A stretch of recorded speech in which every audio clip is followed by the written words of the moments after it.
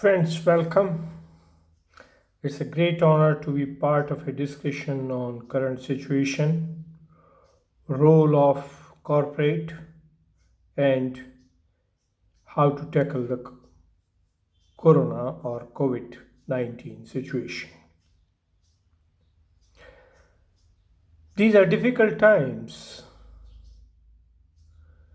COVID-19 has literally brought everyone down and everybody is struggling for survival.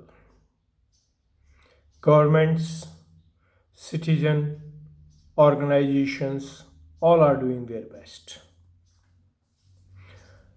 CSR or corporate social responsibility has two aspects. First, as a value system wherein voluntarily all those who are capable give to those who are not capable or who are in need. The second is regulation.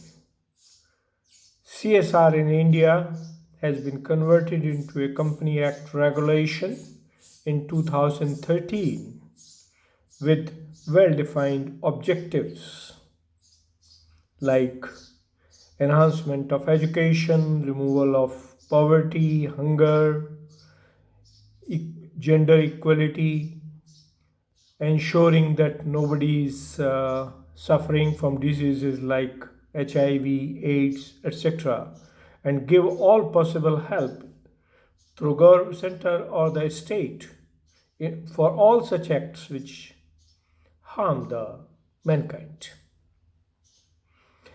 In fact, this became a cursor for setting up the Sustainable Development Goals by UNDP in 2015, which includes all items of CSR defined in the Indian policy and goes beyond. Nearly around 17 SDGs have been defined, which are being developed as targets for mankind or the world by 2030. However, our object of discussion is, can CSR be leveraged or can it be used for tackling the COVID-19 problem? Yes, it's a very positive approach. CSR defines, and if we go into the developments after the rule has been defined, large number of educational institutions, healthcare centers, hospitals, social organizations, and disaster relief activities have been undertaken using CSR in the country. But important issue is COVID-19. COVID-19 is a man-made disaster.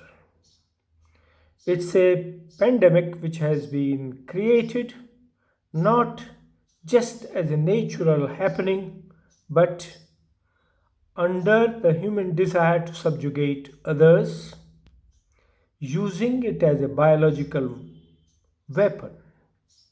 Warfare of all types have always been there in the history, and those hungry for power, wanting to subjugate others, have been using warfare or weapons of mass destruction or weapons of destruction for subjugating. Starting from good old sword, arrows, spears, etc., down to the modern missiles and nuclear weapons, etc., all were targeted towards the same goal of making others come down on knees and some people becoming superpower or power mongers in this world. But biological weapons or use of viruses, bacteria, disease or ailment causing instruments, living instruments which can not only destroy today but will continue to be the source of destruction for the ages to come, is a very serious issue. COVID, however, has happened now. We can do nothing about it except manage, and nation states, administrations are trying their best using tools like isolation and immunity enhancement, that is, empowering people to fight the infection by whatever means. But the point still remains, have we learned sufficient lessons? COVID is a good teacher also in a way. From time immemorial, we all know that interfering with the laws of nature or playing with the nature is not going to be very helpful. Nature provides an abundance for mankind to survive, to use natural resources for sustenance, but exploiting nature to extent that sustenance itself becomes a danger or comes to danger is an issue which needs to be considered. COVID brings us these lessons too clearly or too starkly. First of all, let us see, very soon everybody had understood that COVID spreads with human contact. India, with its all population and labor traveling to all far and near for seeking the employment and livelihood,